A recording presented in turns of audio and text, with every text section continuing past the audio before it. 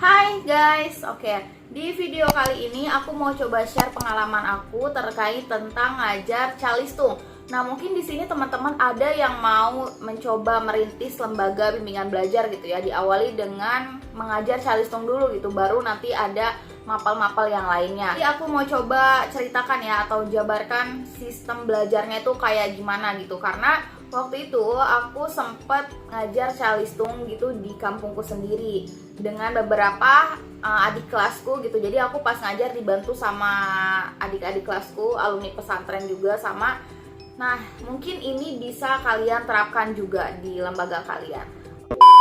Biasanya kita kan kayak nunggu anak-anak datang dulu gitu ya, peserta semuanya datang. Pasti mereka itu datang nggak barengan kan, jadi kayak one by one lah ya. Nah, ketika ada murid yang datang, kalian jangan acuh tak acuh atau mengabaikan mereka gitu aja gitu untuk masuk ke kelas. Tapi pas mereka datang, kamu coba untuk sapa mereka. Contoh ada murid yang datang, De Rahma gitu, sini deh gitu, disapa dengan baik sampai diarahkan untuk duduk di mana gitu. Nah, kalau semuanya sudah datang, sudah kondusif, itu coba untuk dirapihkan barisannya, dibuat bagaimana caranya ketika kegiatan belajar mengajar itu nyaman gitu. Misalnya nih, kalian mulai belajar harusnya jam 1, tapi karena belum waktunya jam 1, misal baru jam 12:50 gitu, masih ada 10 menit lagi kan.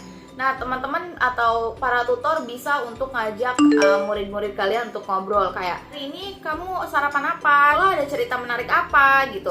Atau apapun itu, kalian bisa tanyakan sama murid-murid kalian biar antara tutor dan murid itu ada chemistry gitu ya. Maksudnya tuh mereka nggak canggung juga sama tutornya gitu loh. Nah, kalau misalnya semuanya udah pada datang gitu ya, udah kumpul semua, kita bisa mulai. Yang pertama yaitu kalian jangan lupa untuk baca doa sebelum belajar gitu. Kalian kayak salam dulu gitu, Assalamualaikum warahmatullahi wabarakatuh gitu ya. Terus Waalaikumsalam warahmatullahi wabarakatuh pada jawab adik-adiknya. Terus kalian pimpin doa gitu tutornya. Atau misal karena kelas sudah terbiasa dipimpin sama tutor gitu, nah bisa sesekali juga kalian menawarkan kepada adik-adik, siapa yang mau mimpin doa di sini, ayo gitu ya.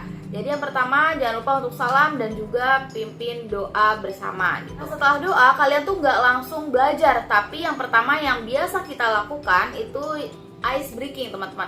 Untuk ice breaking ini teman-teman bisa lihat video-video aku di playlist yang tentang ice breaking. Di situ juga aku beberapa kali shoot kegiatan ice breaking sebelum belajar calistung. Nah, kalau misalnya pembelajaran kalian selama 1 jam gitu ya, yang kalian lakukan itu ice breaking cukup misal 10 menit aja.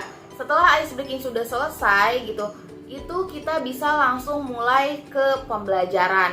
Nah, ini teman-teman, untuk ngajar calistung itu kan kita harus fokus ya sama anak gitu.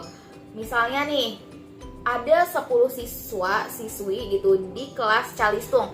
Teman-teman nggak bisa itu di dalam satu kelas 10 siswa hanya kalian yang ngajar. Nah, biasanya kalau aku tuh bisa 10, kalau ada 10 siswa itu bisa ada 4 tutor gitu atau 3 tutor lah. Kenapa bisa begitu? Karena per satu tutor biasanya cuma pegang 3 atau 2 anak aja. Biar apa? Biar lebih fokus dan juga si anak lebih diperhatikan sama kita gitu. Saat itu juga kita bisa langsung masuk ke pembelajaran ya. Jadi kalian bisa tanyakan ke murid-murid kalian, oh iya kemarin kita ada PR apa ya gitu, atau kita sekarang belajarnya sampai mana ya. Nah, per satu tutor kan ada 2 anak misal atau 3.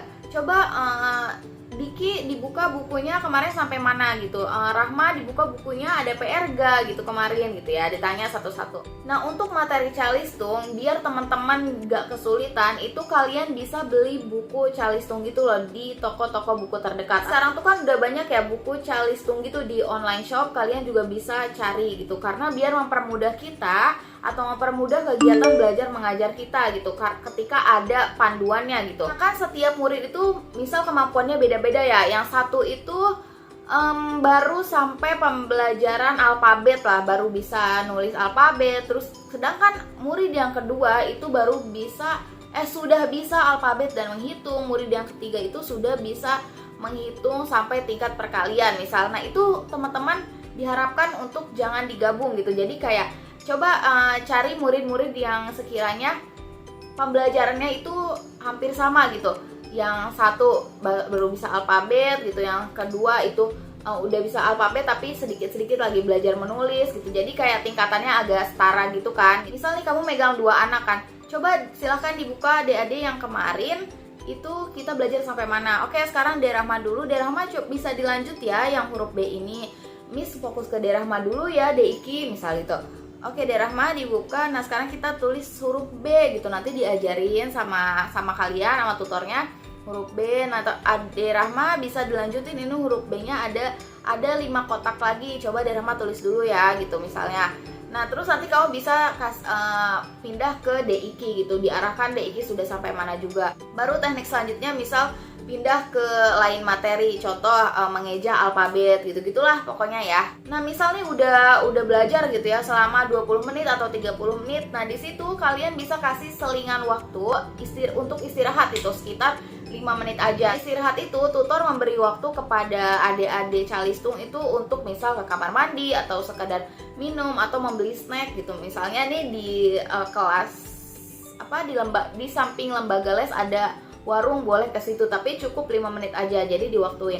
Nanti kalau misal udah selesai istirahatnya ya bisa dipanggil lagi untuk melanjutkan belajar. Nah, istirahatnya udah selesai kan, misal ayo Dede udah istirahatnya udah ya, kita masuk semuanya gitu. Terus lanjut nih sedikit lagi belajar, misal 5 menit aja, cukup 5 menit karena murid-murid bocil-bocil gitu ya dari umur 4 sampai 6 tahun itu mereka tuh memang tidak terlalu fokus sama belajar. Makanya kenapa di sini teman-teman harus bisa bagaimana caranya kegiatan belajar mengajarnya itu nggak monoton gitu. Makanya tutor yang ngajar untuk calistung atau anak-anak bocil gitu ya, itu dianjurkan untuk punya ide kreatif gitu. Untuk setiap harinya kan harus beda-beda kan, kayak hari ini kita punya ice breaking apa nih, atau hari ini ada permainan menarik apa nih, tetap itu mengarah untuk belajar gitu. Misalnya udah istirahat terus belajar 10 menit, setelah itu yang biasa aku lakukan yaitu kita buka buku menggambar atau mewarnai.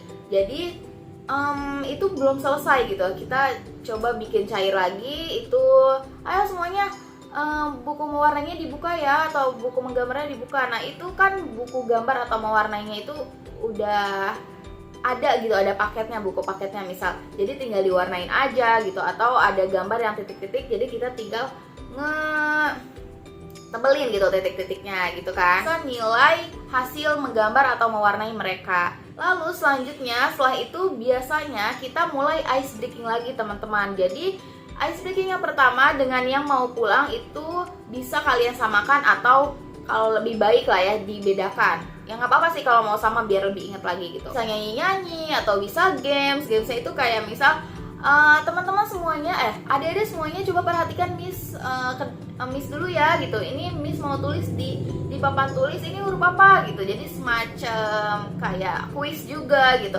Kayak siapa yang bisa jawab nanti dapat coklat. Nanti siapa yang bisa jawab nanti dapat permen gitu. Atau kamu tulis BUKU dibacanya apa? Siapa yang bisa angkat tangan gitu lah. Jadi biar mereka tetap semangat walaupun mau pulang. Setelah selesai kuis atau ice breaking baru deh kita bisa pulang atau selesai. Jadi nanti adik-adik itu tetap ingat dan tetap pengen besoknya tuh harus datang lagi gitu ke sini. Besoknya tuh aku mau belajar lagi di sini biar terngiang-ngiang. Jadi sebelum pulang biasakan ada ice breaking yang bikin mereka terngiang-ngiang dan pengen datang lagi ke sini karena seru gitu kan. Jadi ice breakingnya itu harus juga ada intinya mengandung pembelajaran lah gitu.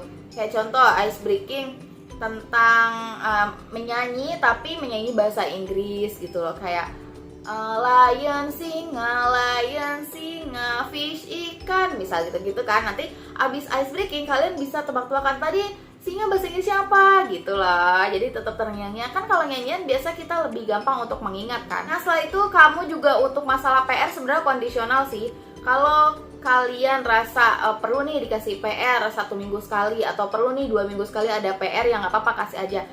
Coba buka halaman 3 misal, ini kalian bisa kerjakan di rumah ya, biar adik-adik tuh nggak terlalu lupa banget gitu. Jadi di rumah jangan lupa untuk belajar lagi ya kalian semuanya. Semangat, tetap semangat, see you misalnya see you in the next week atau see you tomorrow gitulah. Udah deh selesai pulang. Dan nah jadi itu tadi teman-teman tips and trick ngajar Calistung menurut aku gitu ya, atau kayak sepengalamanku gitu. Semoga ini bisa membantu dan menginspirasi kalian dan bermanfaat intinya video ini. Silahkan semangat untuk kalian yang lagi merintis lembaga bimbingan belajar dan tetap produktif setiap harinya gitu. Oke, see you in the next video. Jangan lupa untuk like, comment, subscribe. Bye.